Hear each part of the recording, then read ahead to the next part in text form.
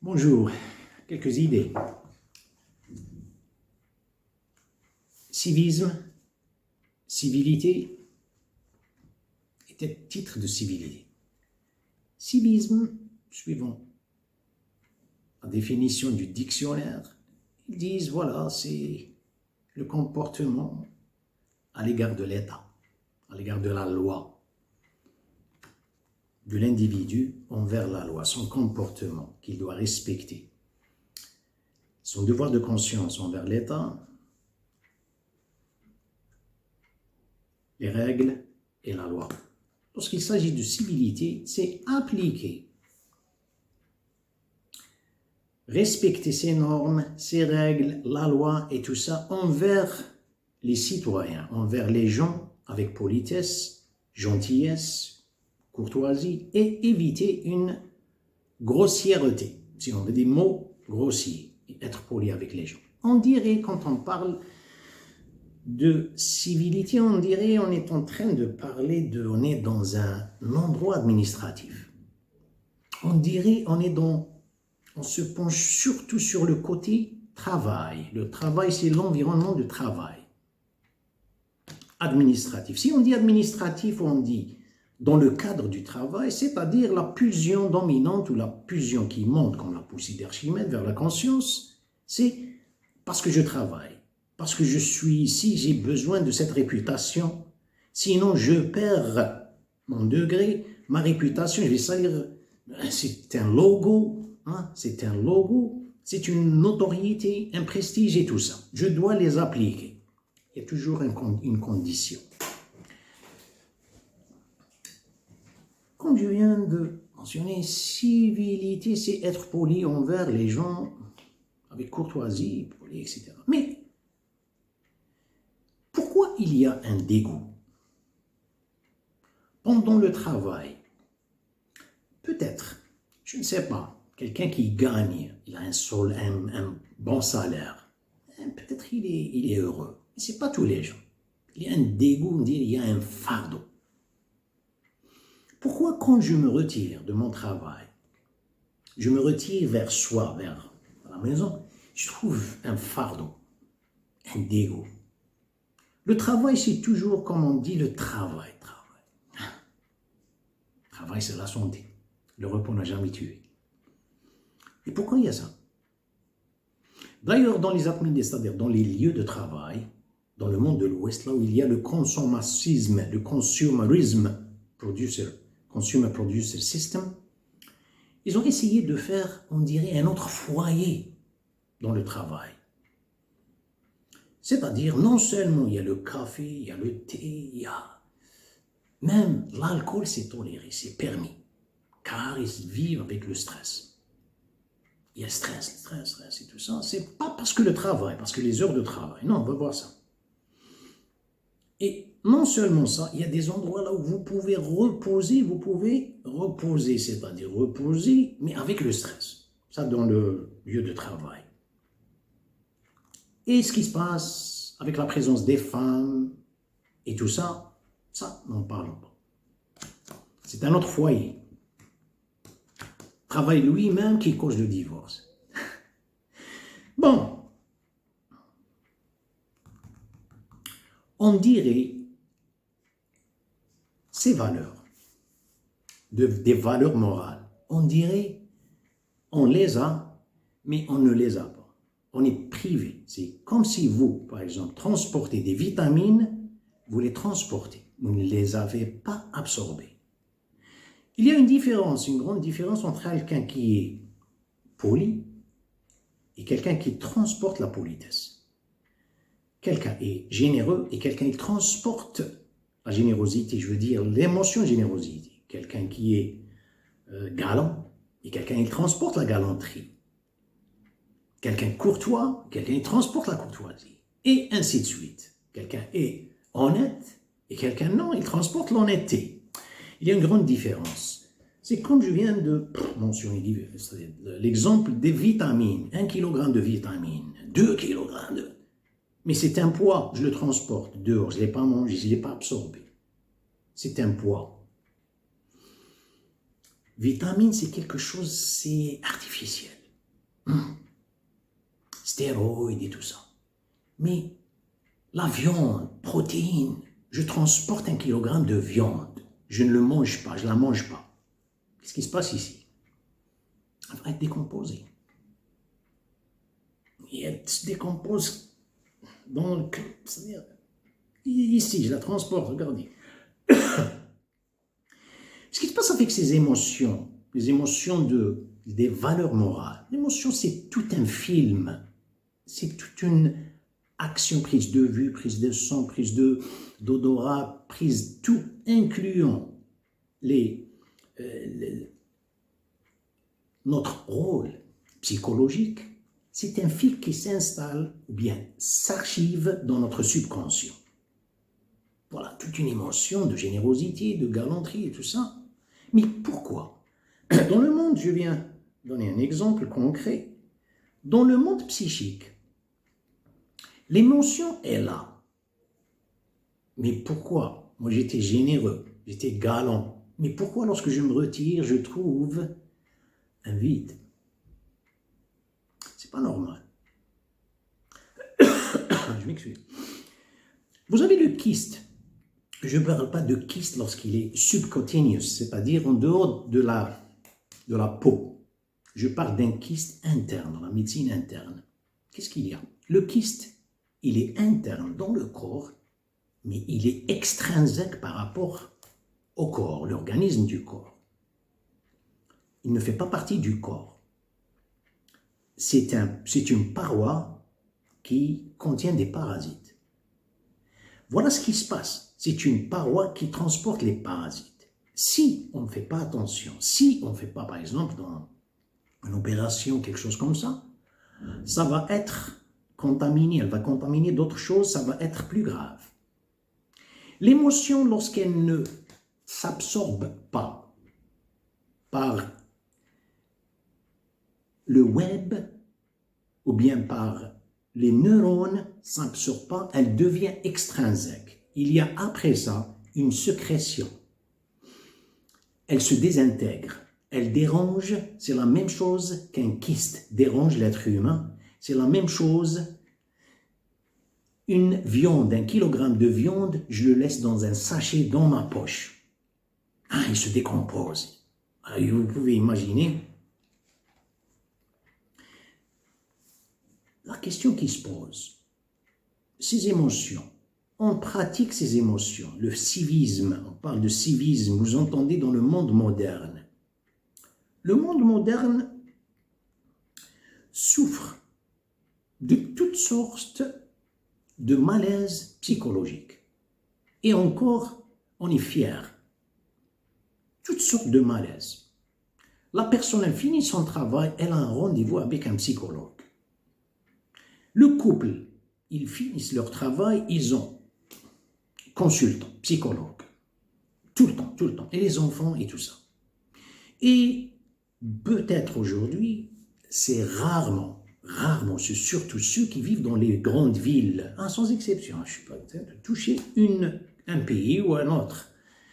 Ceux qui vivent dans les grandes villes, vous ne pouvez pas trouver quelqu'un qui ne boit pas, qui n'a pas de pilule, qui n'a pas quelque chose pour abaisser le taux de tension. Il y a de différences. Justement, le civisme, on parle de civisme, c'est à titre juste de référence. Le civisme, le vrai civisme,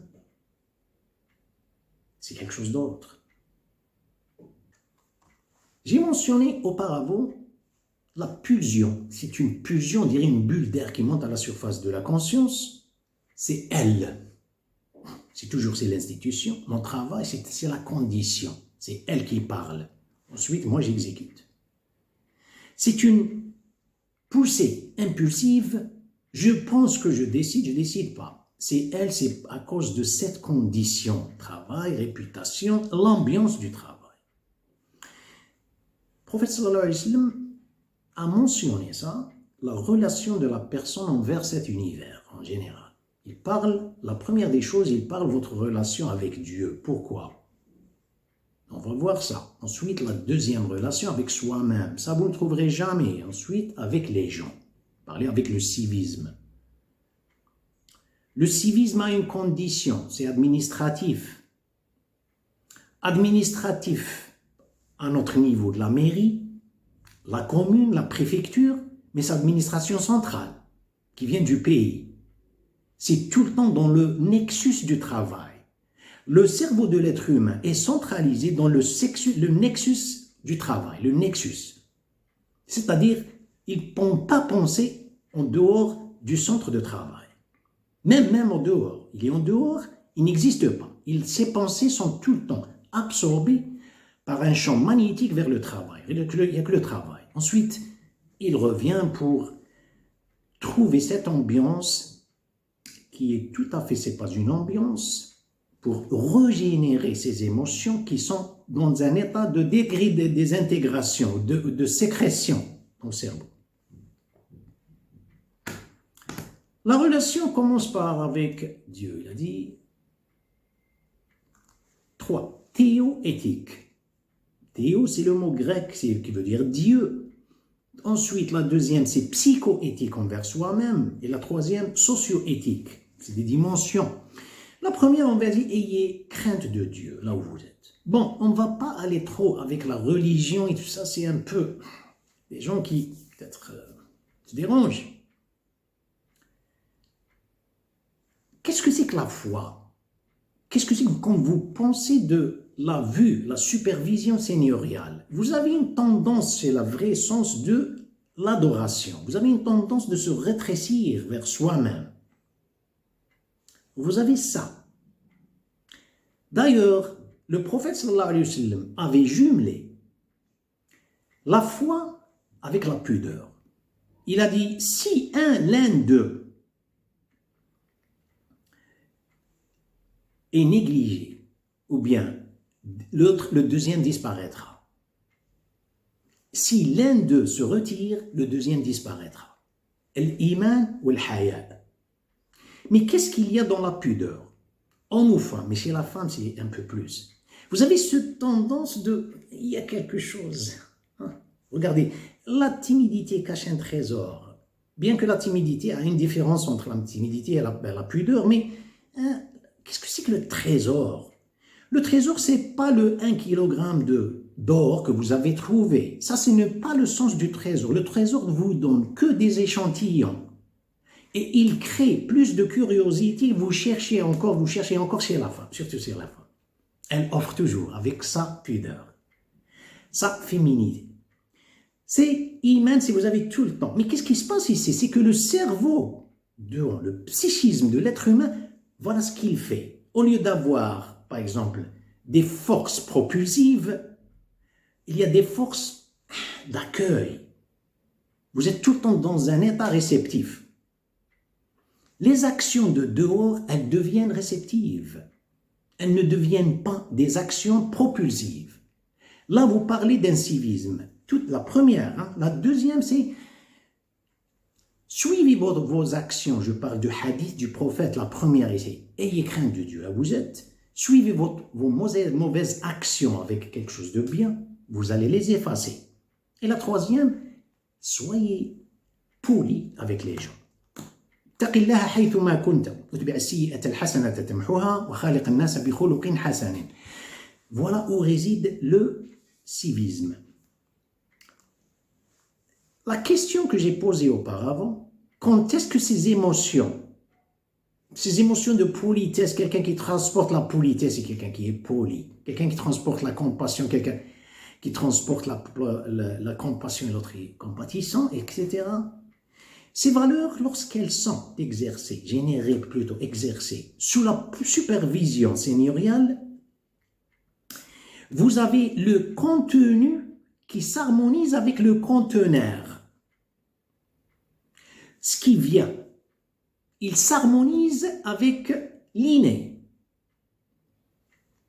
Car l'inné, ces valeurs, c'est des valeurs qui appartiennent à Dieu. Il ne va pas y avoir un dehors. C'est pour cette raison que la personne sent qu'elle a tout le temps, elle est privée, elle a tout, il y a de l'argent, la maison, la voiture, il y en a tout, mais je sens une privation. Je suis déprivé de quelque chose. car c'est l'inné qui n'est pas nourri. Ces valeurs, elles viennent, c'est la même chose. Lorsqu'il dit, moi je suis poli, je n'ai pas besoin d'être religieux. Personne ne vous demande d'être religieux. Je parle de la vue seigneuriale. Le sincère, il est le gagnant. Il dit, je rira bien qu'il rira le dernier. Il est toujours gagnant. On a dans notre vie des hauts et des bas, ça c'est bien sûr. Ne pensez pas que l'être humain c'est sain ici. Non. Mais c'est quelque chose de passif.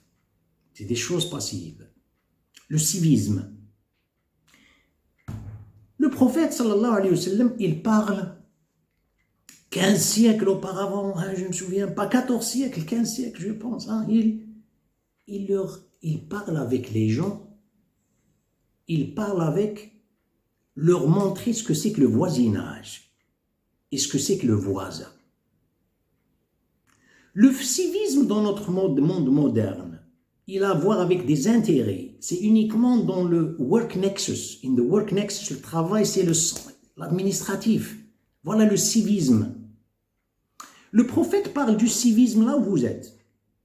C'est un monde, c'est un univers, c'est pas une tribu. Il parle, il leur a dit aux gens, il n'a pas dit, ou vous les musulmans, ou vous les croyants, il n'a pas dit ça. Il a dit, écoutez, évitez de rester au milieu de la route. Évitez de stopper, déranger les gens au milieu de la rue, la route, la rue. Évitez de faire ça, de rester là-bas. Ils leur ont répondu au prophète. On n'a pas assez de choix, c'est là où on s'assoit, là où on discute et tout ça. Il leur a répondu, il a dit, si vous insistez, donnez le droit du voisinage, le droit de la route, hein, la route, comme ça, le droit de la rue. Il n'a pas dit le droit des dunes de sable. Il surveille son langage. C'est le droit de la rue. Ils ont dit, mais quel droit? Est-ce qu'il y a la rue, elle a un droit? Bien sûr, elle a un droit. Il a parlé, il a dit, je vais laisser de traduire, j'ai trouvé des difficultés de traduction. Il dit, إذا أبيتم إلا المجال أعطوا الطريق حقها. Ok, lorsqu'il dit, essaye. قالوا ما حق الطريق؟ قال غض البصر. غض البصر, ça veut dire diminuer de votre trop. Regarder, c'est pas ne pas regarder. Le fait, غض البصر, c'est ne pas regarder au point de vexer. Et surtout le côté de la femme. Vous suivez la personne avec vos yeux, évitez, vous dérangez les gens avec ça. Mais regardez, ça arrive, surtout les femmes. Regardez les femmes. Raddul basar, kefful ada, c'est n'embêtez pas les gens, c'est un mot général. N'embêtez pas les gens par n'importe quoi. Raddus salam, c'est-à-dire répondez à une salutation quelconque. Bonjour, ou salam alaikum, ou quel que soit, répondez à la. Ne soyez pas muets. Raddus salam, amr bil ma'rouf, c'est conseiller à quelque chose, aux gens de faire quelque chose. Amr bil ma'rouf, c'est-à-dire vous les dirigez, vous les orientez vers quelque chose de bien. Wa nahy anil munkar, si vous voyez quelque chose d'anormal, essayez de intervenir gentiment. C'est-à-dire, c'est pas de faire un autre état, un autre commissariat, police, post-police. Non, c'est quelques mots. Regardez les 5. قال إياكم الجلوس على الطرقات. قالوا ما لنا بد إنما هي مجالسنا نتحدث فيها. قال إذا أبيتم إلا المجالس فأعطوا الطريق حقها. قالوا وما حق الطريق؟ قال غض البصر كف الأذى رد السلام أمر بالمعروف ونهي عن المنكر. 15 siècles, 14, 15 siècles auparavant, il parle de droit, de la rue, du voisinage. C'est pas administratif lorsque vous travaillez, vous dites bonjour, lorsque vous dites, vous souriez, tout ça. Bon, le voisin. Le prophète, ce qu'il dit, l'ange Gabriel, il répète, il a tellement insisté, il m'a tellement conseillé, et insister à propos du voisin, jusqu'au point, j'ai cru qu'il va le considérer parmi les héritiers du défunt. J'ai presque, لا زال جبريل يوصيني بالجار حتى ظننت أنه سيورثه. Que Dieu vous protège et à la prochaine.